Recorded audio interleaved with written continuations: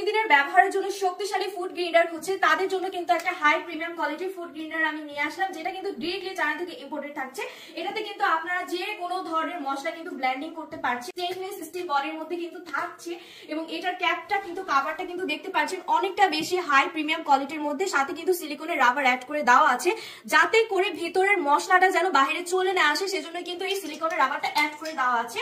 আর এটার ভিতরে আমরা দেখতে পাচ্ছি কিন্তু 8টা ব্লেড সিস্টেম দেওয়া আছে যাতে করে মশলাগুলো খুব সুন্দরভাবে মিহিভাবে গুঁড়া করা যায়।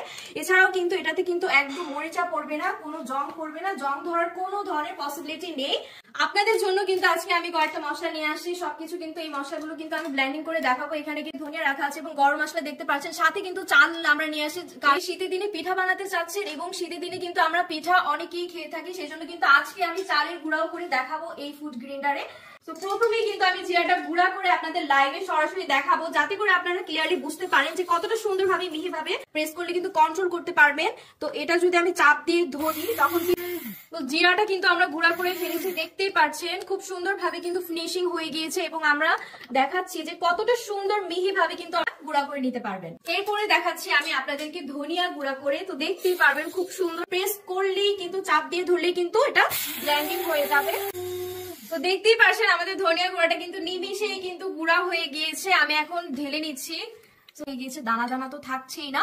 এখন আমি আপনাদেরকে দারচিনি পেস্ট করে দেখাবো। তো করলে কিন্তু এটা অন হয়ে গিয়ে, তো অলরেডি দেখতেই পাচ্ছেন আমাদের গরম মশলাটা কিন্তু একদম ফিনিশিং হয়ে গিয়েছে। এখন আমি ঢেলে নিচ্ছি, দেখতেই পারবেন অনেক কোনো দানা দানা থাকছে না, একদম মিহি ভাবে কিন্তু আপনারা ব্লেন্ডিং করতে পারবেন খুব অল্প সময়ের মধ্যে। তো এবার কিন্তু আমরা চালটাকে গুঁড়া করে দেখাবো।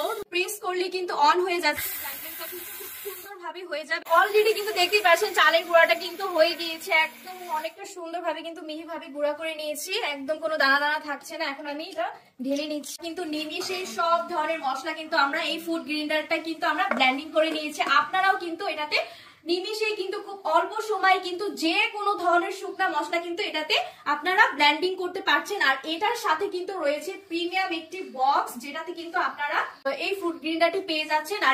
আর এই ফুড গ্রেইন্ডারটি হচ্ছে 600 ওয়াটের 220 ভোল্টের একদম বিদ্যুৎ সাশ্রয়ী একটা চমৎকার প্রোডাক্ট। তো যারা যারা এই প্রোডাক্টটি অর্ডার করতে চাচ্ছেন সবাই স্ক্রিনে দেওয়া নাম্বারে যোগাযোগ করুন অথবা আপনারা অর্ডার নাও বাটনে ক্লিক করে অর্ডারটি কনফার্ম করে ফেলুন। ধন্যবাদ।